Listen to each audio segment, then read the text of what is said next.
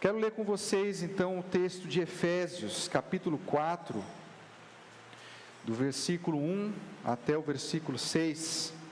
Efésios 4, de 1 a 6. Eu quero convidar você a se colocar de pé para nós lermos a palavra de Deus.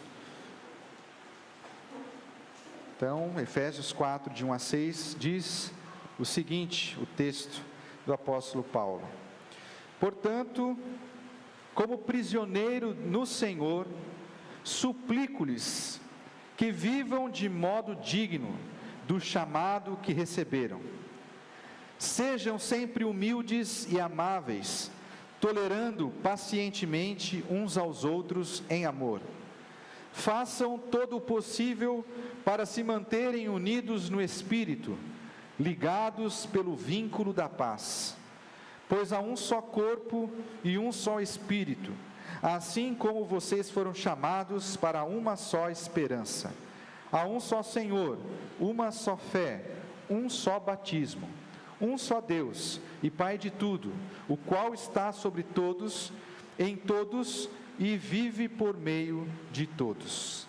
Vamos orar? Senhor nosso Deus, louvado seja o Teu nome.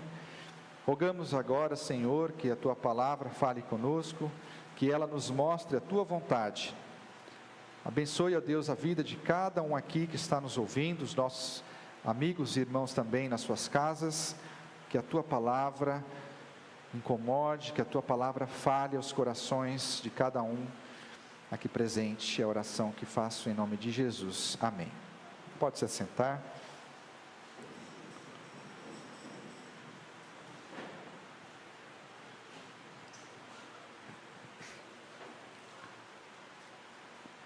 Você já passou por alguma situação, ou alguma decisão, ou alguma atitude que você teve, e isso te deixou em grandes apuros? Todos nós já passamos por isso, não é verdade? Já tivemos alguma enrascada. Mas e quando aquela atitude ou aquela decisão que nós tomamos é a coisa certa a se fazer, e mesmo assim arrumamos problemas? Sabe, foi isso que aconteceu com o escritor desse texto que nós acabamos de ler. Paulo, grande discípulo de Jesus, ele foi preso porque a sua vida não negava em nada aquilo que ele pregava. Paulo vivia aquilo que ele pregava. Paulo vivia de modo digno do chamado que ele teve, que ele recebeu. Eu quero que nós meditemos hoje sobre isso, viver de modo digno. E talvez nesse ano de 2025, se você viver desse modo, talvez possa acontecer algumas situações que você não vai gostar. Porque viver de modo digno deste chamado que eu vou explicar para você, muitas vezes vai de forma contrária àquilo que é pregado lá fora. Mas ainda assim, nós somos chamados por Deus, nós somos quase que convocados por Deus a vivermos da mesma forma que Ele, das bênçãos que Ele nos deu.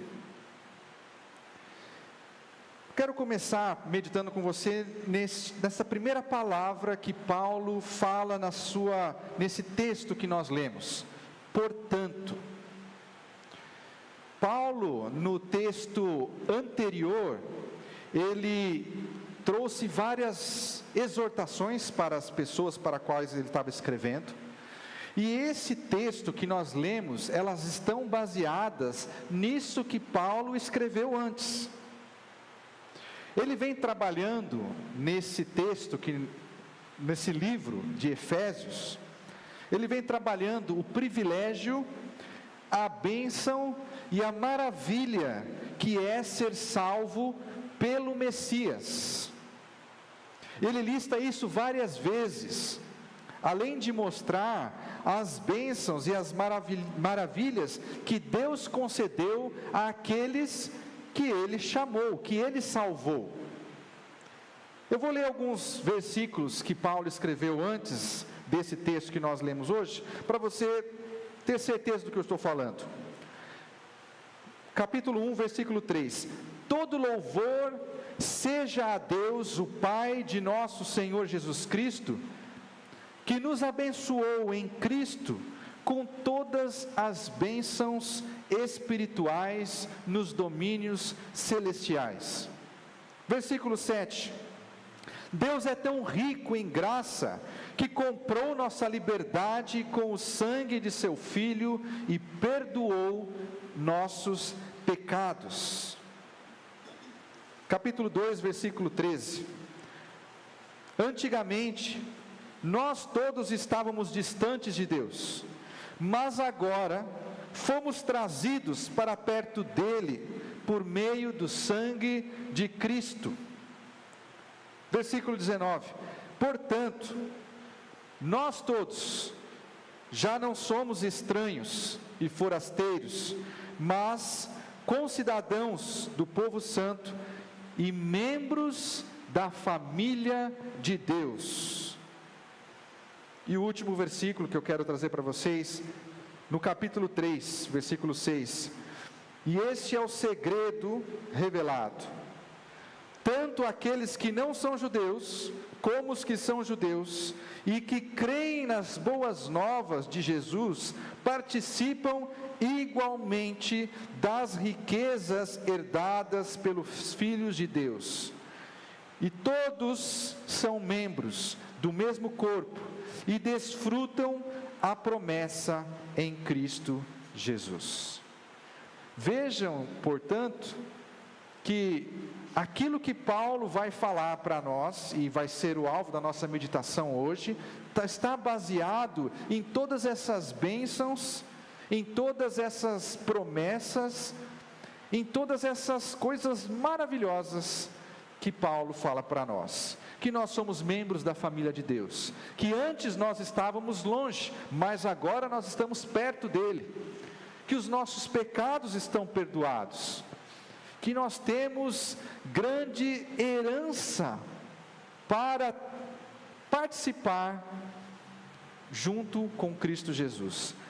São coisas maravilhosas, das quais, se você não faz parte, eu hoje convido você para que você se torne um seguidor de Jesus, para ter essas bênçãos que nós temos e está à nossa disposição. Paulo continua dizendo, no versículo 1 ainda, ele fala o seguinte: suplico-lhes. Nós vimos o portanto, mas agora eu quero meditar no suplico-lhes. Paulo está dizendo: olha, eu estou suplicando, estou pedindo, de joelhos. Sabe, Deus poderia mandar, afinal, Ele é o Criador de todas as coisas, o Rei do Universo, que governa tudo e não permite que nada fuja do seu controle. Ele poderia mandar, mas Ele não faz isso. Ele suplica. E por que Deus faz assim? Ele deseja que todos nós, todos aqueles que o seguimos, atendamos o seu pedido de boa vontade, de forma espontânea.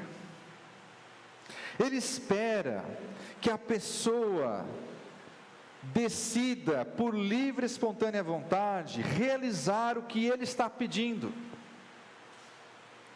Vejam que essa humildade que Deus demonstra é a mesma humildade que Jesus,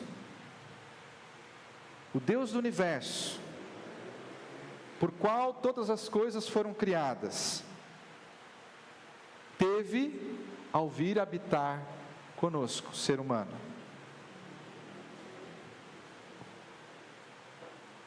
Essa humildade que nos constrange, que nos leva a seguir e obedecer um Deus que nos suplica. E o que Ele está pedindo? Veja ainda no versículo 1, Deus está suplicando, está pedindo que nós vivamos de modo digno do chamado que recebemos. Então, para Paulo, a vida digna que nós somos chamados a ter é e deveria ser o resultado das bênçãos que Deus já nos deu. Lembram daqueles versículos que eu li para vocês, que mostram as bênçãos de Deus, que nós fazemos parte da família dele, que Ele nos trouxe para perto quando nós estávamos longe, que perdoou os nossos pecados, que nos deu uma grande herança? Pois é, Paulo está dizendo, olha, é por causa dessas bênçãos que Deus já deu para vocês, que vocês precisam ter uma vida digna. Não é para ter que vocês precisam viver dignamente, mas é porque já têm que precisam viver de modo digno. Esse é o ponto que Paulo está mostrando para nós, que Deus, através de Paulo, está nos chamando. E qual foi este chamado que nós recebemos? O chamado, meus irmãos, para uma vida com Deus, o chamado para uma vida nova, para uma vida diferente, o chamado para a salvação. Eu quero voltar no texto de Efésios, aqui no primeiro capítulo, mas agora eu quero ler um trecho maior, do versículo 3 ao 5. Veja o que Paulo escreve, que Deus revela para nós: todo louvor seja a Deus, o Pai de nosso Senhor Jesus Cristo, que nos abençoou em Cristo, com todas as bênçãos espirituais, nos domínios celestiais. Mesmo antes de criar o mundo, Deus nos amou e nos escolheu em Cristo, para sermos santos e sem culpa diante dEle. Ele nos predestinou para si, para nos adotar como filhos por meio de Jesus Cristo, conforme o bom propósito de sua vontade. Versículo 7. Ele é tão rico em graça, que comprou a nossa liberdade com o sangue de seu Filho, e perdoou os nossos pecados.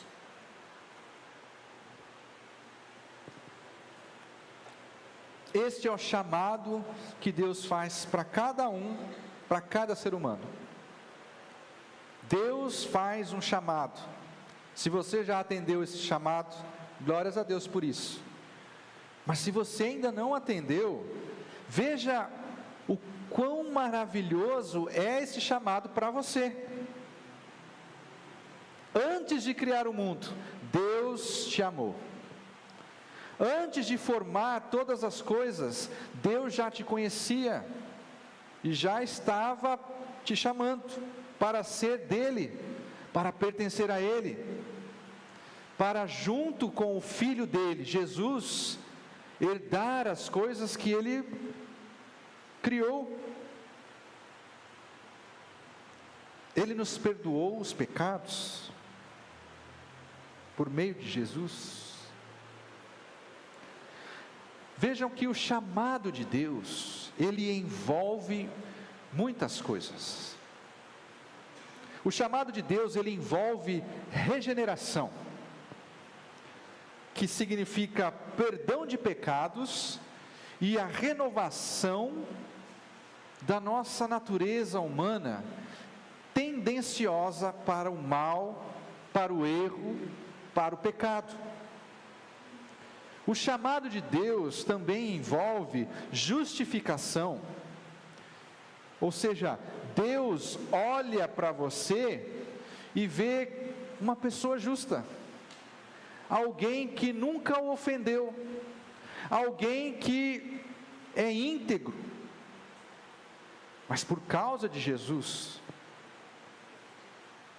O chamado de Deus também envolve a nossa santificação, que é este processo de nós nos tornarmos parecidos com Jesus, fazer aquilo que Ele fez, falar aquilo que Ele disse, amar do jeito que Ele amou. Isso envolve a santificação, é nós nos tornarmos parecidos com Jesus Cristo. E quarto ponto, o chamado de Deus envolve também a nossa glorificação, que é nós aguardarmos o retorno de Jesus, porque Ele está vivo e disse que um dia voltaria para nos buscar e nos levar para perto dEle, num reino onde não existe mais erro, não existe mais choro, não existe mais sofrimento, onde nós vamos completar a vida eterna prometida a nós. Então veja quantas coisas envolvem o chamado de Deus. Ele não é um chamado apenas para nós andarmos perto dele, é um chamado que envolve esses 4 pontos, e esses pontos que nós vimos aqui, eles vão trazer sequências para nós muito importantes, mas são tantas que não dá para eu listar todas aqui para vocês. Eu vou listar só 2. Quando nós atendemos o chamado de Deus, nós entramos para a família dele, e entramos numa comunidade de fé, de outros que responderam ao mesmo chamado, que somos nós aqui. Todos nós, que já respondemos de uma maneira afirmativa ao chamado de Deus, fazemos parte da mesma família, e é por isso que nós nos chamamos de irmão. Irmão, irmã, porque nós fazemos parte da mesma família. E a outra consequência é porque nós passamos a andar com Deus. Óbvio, se nós entramos na família de Deus, temos que andar perto do pai da família. Portanto, meus irmãos, estar ciente deste chamado é saber que Deus nos chamou para termos uma vida regenerada, perdão de pecados, renovação da vida, uma vida justificada, da qual Deus olha para nós e nos vê como pessoas íntegras, pessoas justas, que nunca o ofendemos, que nunca pecamos contra Ele, pessoas que estão sendo santificadas, estamos num processo de santificação e seremos glorificadas. Agora, como seria viver de modo digno deste chamado que nós recebemos? Lembrem-se, esse é o tema, o centro da nossa meditação hoje. Não é sobre o chamado, mas é como viver de modo digno do chamado que nós recebemos. Daqui a pouco eu vou listar aqui com vocês algumas ilustrações que Paulo trouxe para nós, mas viver de modo digno do chamado significa que Paulo, ele está pedindo aos seus destinatários que vivam em conformidade com esta nova natureza que eles possuem. Por exemplo, eu vou dar um exemplo para vocês. Como é o instinto de um cachorro? Ele late para coisas que ele não conhece? Late. Quando ele vê algo novo, ele põe na boca e mastiga. Ele faz xixi no lugar errado. Ele se deita na sujeira.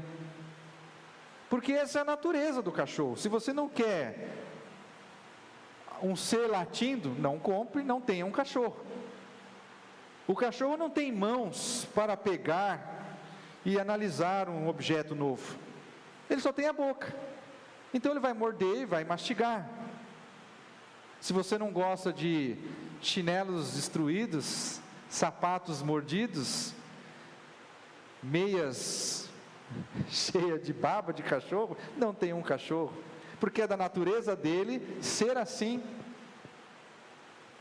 Agora, nós temos uma nova natureza, e a nossa natureza humana, antes tendenciosa ao erro e alegre com o pecado, agora, por causa desse chamado que recebemos, ela está diferente. Paulo está dizendo, olha, por conta dessa nova natureza, vivam de modo digno. E como é viver de um modo digno deste chamado que Deus faz a cada um de nós?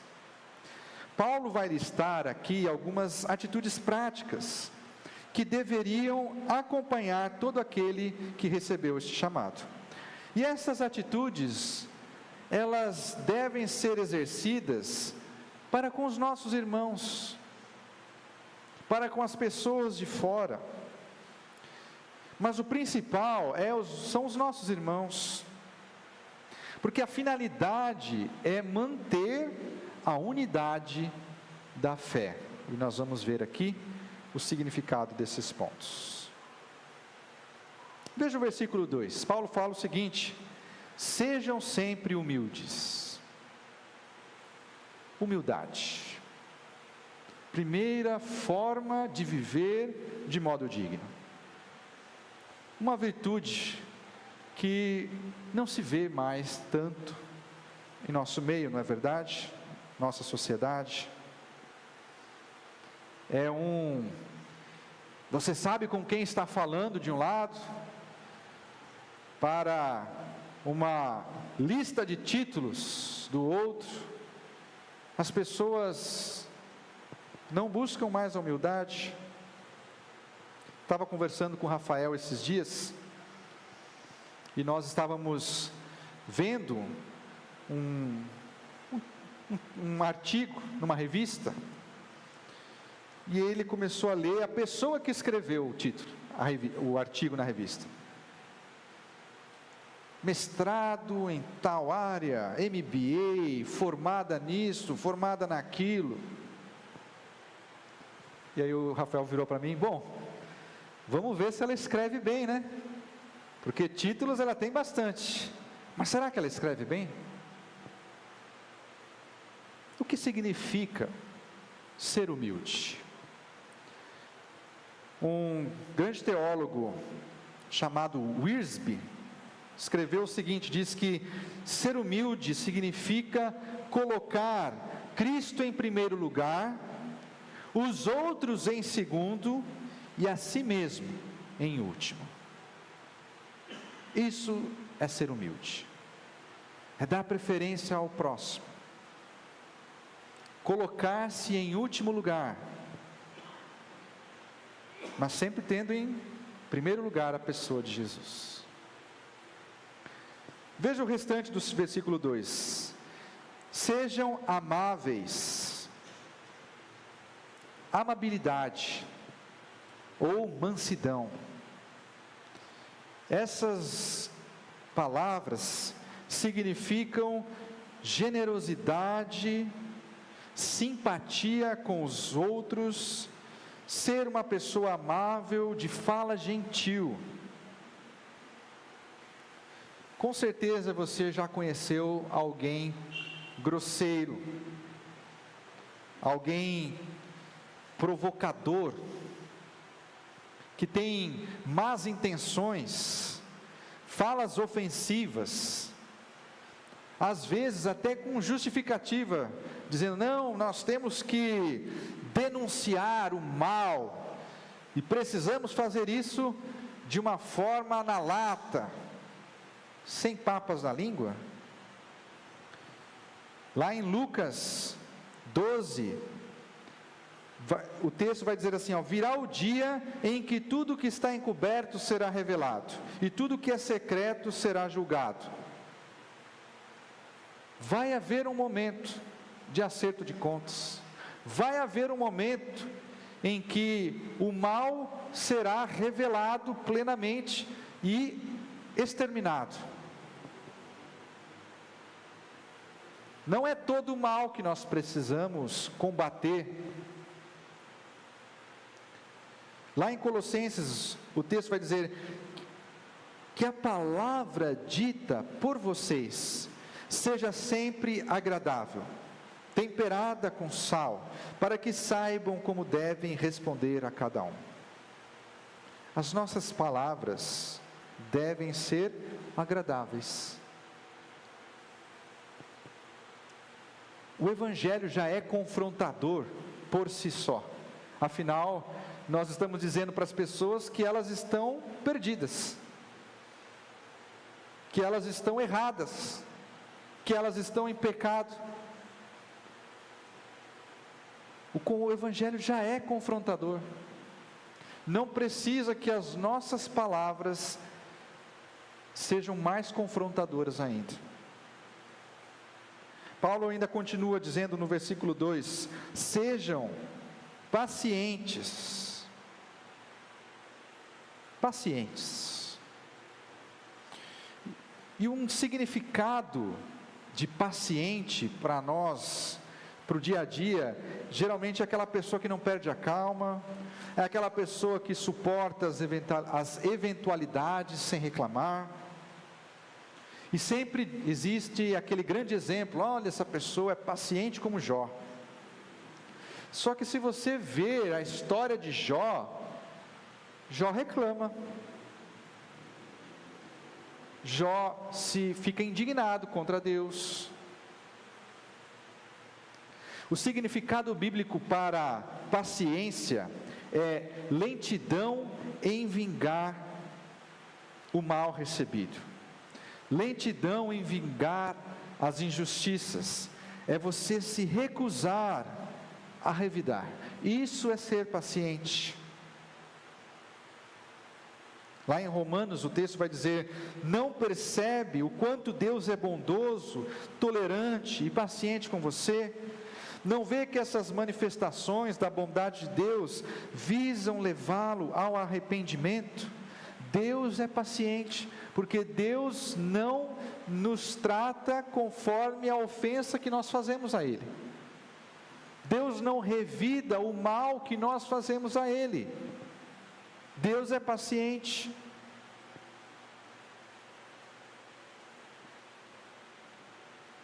O texto bíblico ainda vai dizer que é melhor ser paciente que poderoso. É melhor ter autocontrole que conquistar uma cidade. Ser paciente é melhor do que ter o poder para desfazer o mal cometido contra você. Porque geralmente quando nós tentamos desfazer o mal cometido contra nós, nós nos vingamos. Nós damos o mal com o mal.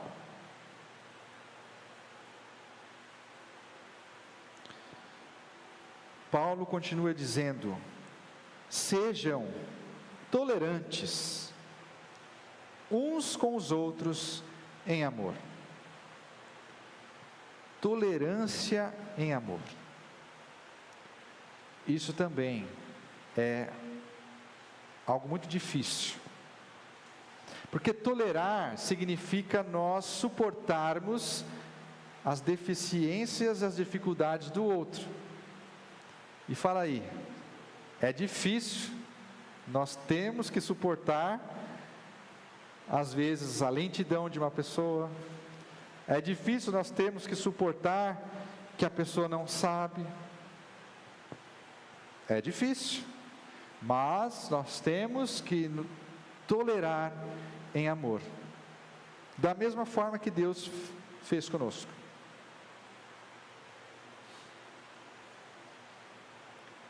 Paulo continua, versículo 3: façam todo o possível para se manterem unidos. Vejam que ele fala unidade, unidos, não uniformidade. Unidade significa pessoas diferentes, com pensamentos diferentes, de culturas diferentes, com criações diferentes, mas unidas num mesmo propósito. Uniformidade significa todo mundo igual. E não é isso que Deus deseja para a sua igreja. Deus deseja uma igreja unida, não uma igreja uniforme, onde todos pensem igual, onde todos tenham as mesmas opiniões. Obviamente que nós pensamos igual nas questões de fé essenciais, a salvação, o juízo de Deus, o pecado. Agora, nós estamos unidos num relacionamento harmonioso entre os salvos por Jesus, tendendo a um fim comum. Todos somos membros do mesmo corpo, tendo a finalidade de trabalhar em conjunto. Nós estamos unidos, apesar das nossas diferenças, porque nós tendemos ao mesmo fim, queremos as mesmas coisas, a glória de Deus, exaltar o nome de Jesus, proclamar este evangelho, este chamado que Deus faz a todas as pessoas. O teólogo que eu falei para vocês agora há pouco, ele diz o seguinte: na verdade, é quando pensamos que as coisas estão mais tranquilas que Satanás desfere seus golpes para destruir a unidade.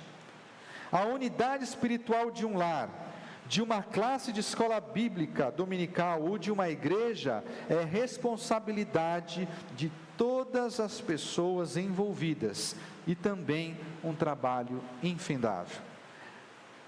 Permanecermos unidos não é responsabilidade do líder, não é responsabilidade do professor da escola bíblica, não é responsabilidade do pastor, da liderança, é uma responsabilidade de todos nós.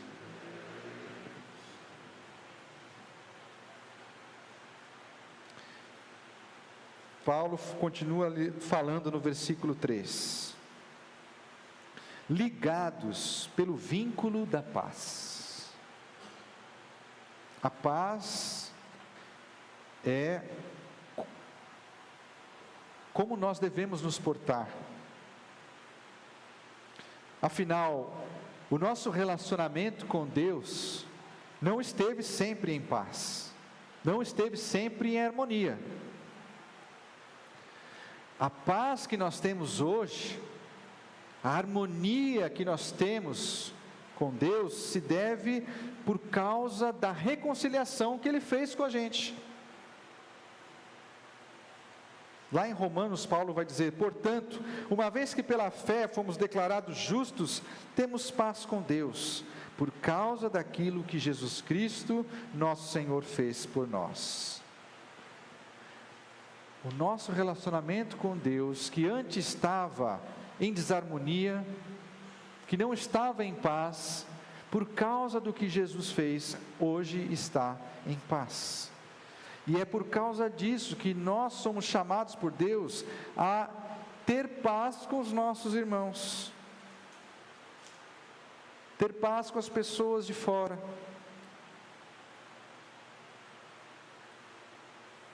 O nosso chamado para agirmos de modo digno envolve, então, todos esses pontos: paz, unidade, tolerância em amor, paciência,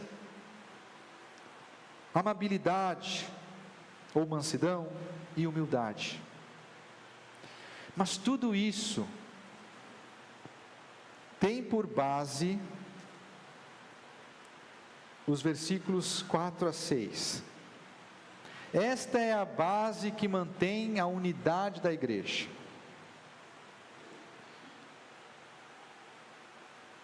Há um só corpo e um só Espírito, assim como vocês foram chamados para uma só esperança. Há um só Senhor, uma só fé, um só batismo, um só Deus e Pai de tudo, o qual está sobre todos, em todos e vive por meio de todos. É esta reflexão que a igreja de Jesus fez a respeito da história que Deus está contando, que nos mantém unidos. E aqui é muito interessante que nós vemos a Trindade já refletida.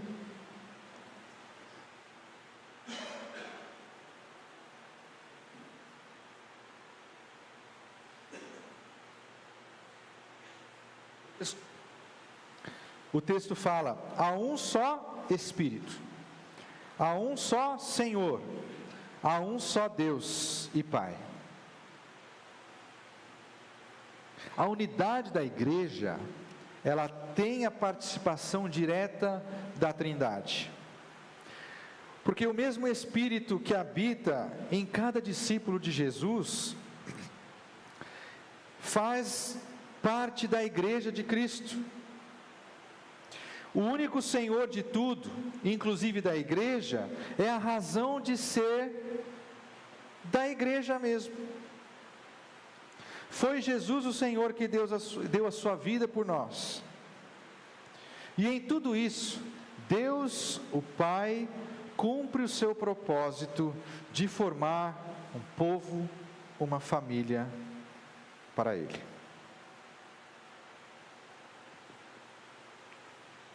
Concluindo,